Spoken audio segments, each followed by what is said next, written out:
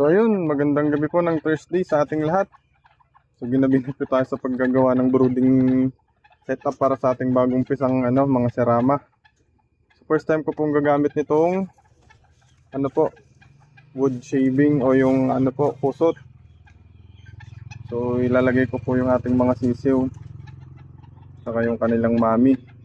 Ginabi na po tayo po kasi ay nag family outing kanina. So check po natin yung ating serama. Ito po yung ating inahin. So check ko lang po kung ilan na po yung kanyang sisiw. Siya na po. Yan.